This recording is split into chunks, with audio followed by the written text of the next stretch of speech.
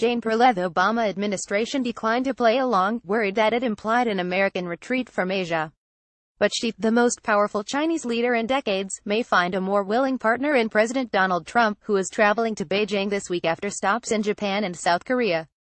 NYT News Service updated November 7, 2017, 2216 The Obama administration declined to play along, worried that it implied an American retreat from Asia.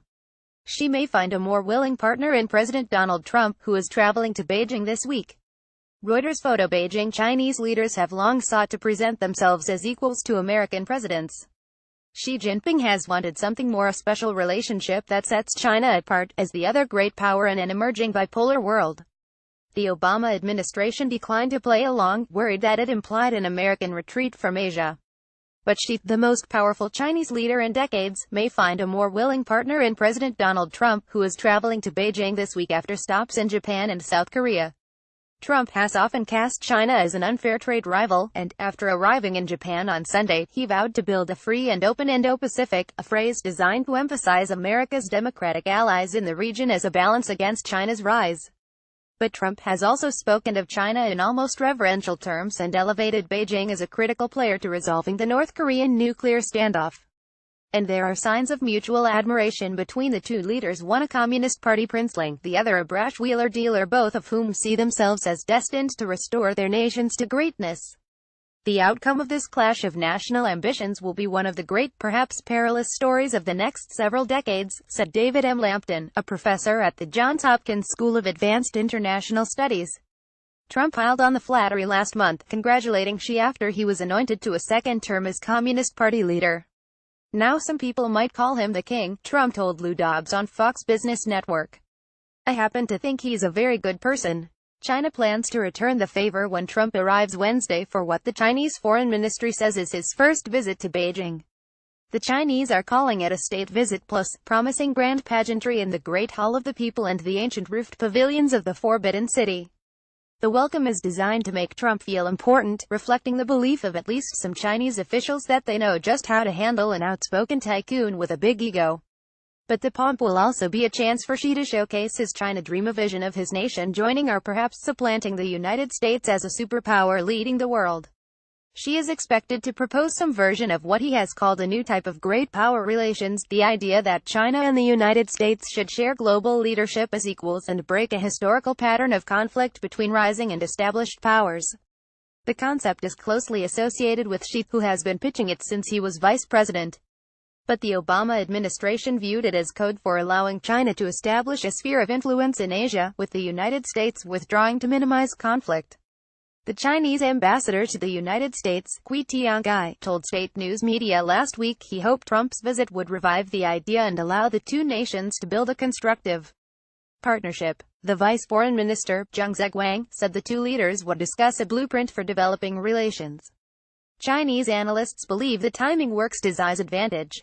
Trump will be arriving as he faces new questions about the Russia investigation at home and criticism abroad for appearing to abandon U.S. leadership on issues from climate change to trade liberalization. In contrast, Xi has been basking in the aftermath of a party congress last month that elevated him to the same status as the nation's founding father, Mao Zedong. Since Trump took office, Xi has positioned China as a stable alternative to the United States, willing to take on the obligations of global leadership and invest in big infrastructure projects across Asia and Europe, much as the United States did after World War II. China, for the first time, is not in a humble position regarding the United States, said Yan Zudong, a professor of international relations at Tsinghua University in Beijing. Usually the American president has the advantage. This is the first time there is an equal relationship between the two leaders. Xi is now the unquestioned paramount leader of China, Yan added, while Trump only represents himself.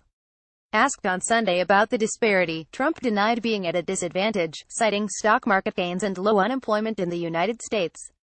We are coming off some of the strongest numbers we've ever had, and he knows that and he respects that, Trump said of the Chinese president. We're going in with tremendous strength. Xi may also be counting on personal chemistry between the two men. They appeared to bond when they first met at Trump's Florida estate in April, and Trump has since called Xi numerous times, often to ask him to get tougher on North Korea. In interviews, Trump has frequently praised Xi and described him as a friend, often in effusive terms unusual for an American president, speaking of the leader of China's authoritarian, omnipotent state. At times, Trump has even repeated points made by Xi in their conversations. Still, Chinese officials, known for their attention to detail and protocol when hosting foreign dignitaries, appear to be somewhat on edge over what Trump might say, and how he might say it, during the visit. Twitter is blocked in China, but it is generally accessible on foreign cell phones. How President Trump communicates with the outside: "This is not something you need to worry about," said Zhang, the vice minister, when asked if the American president would be able to use his favorite social media platform. Beijing's anxieties about the visitor due at least in part to uncertainty about the Trump administration's view of China. Trump's call to build a free and open Indo-Pacific, emphasizing Australia, India and Japan, echoes the view of the national security establishment in Washington that China's growing clout in Asia must be managed or even contained. But Trump has also embraced those who say the United States must take a much tougher position on trade with China, including Stephen K. Bannon, the former White House strategist. They say that Beijing is exploiting America's openness while keeping its own markets closed, and Washington must insist on reciprocity even at the risk of a trade war. This clashes with a third view in the administration, often associated with Trump's son-in-law, Jared Kushner, that considers China an inseparable economic partner and business opportunity for the United States. Kushner served as go-between in arranging the president's first meeting with Xi, but has taken a lower profile since then, in part, officials have said, because of concerns about his efforts to bring Chinese investors into his family's real estate ventures. John F. Kelly, Trump's chief of staff, tilted the White House away from criticism of Beijing in an interview on Fox News last week, saying China had beaten the United States on trade but that doesn't make them an enemy. He also said that China has a system of government that has apparently worked for the Chinese people. The remarks drew heckles from many in Washington who cited China's human rights record but praise from the Chinese news media as reflecting the more equal relationship that Xi seeks.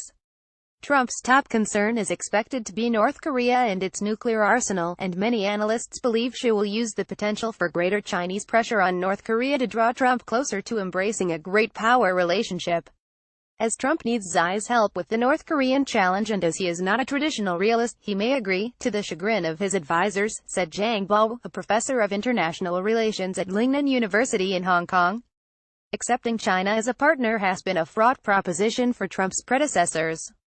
When former President Bill Clinton agreed to work toward a constructive strategic partnership in the 21st century, he was criticized for cozying up to China just a few years after the Tiananmen Square massacre in 1989.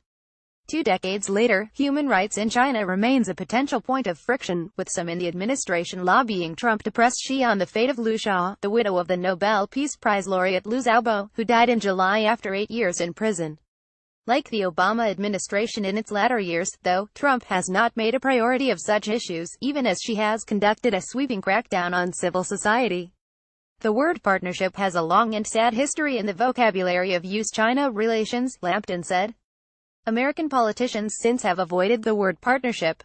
Get latest news live updates on the go on your PC with News app. Download the Times of India News app for your device. Related TopGentleman.com Women's 24x7 Kara File Ever Tricks Greetings. U.S. President Trump says China's Xi very helpful on North Korea and Seoul. Trump calls for North Korea to make a deal. Open Sesame. Lobbyists cheer warmer welcome in Trump White House.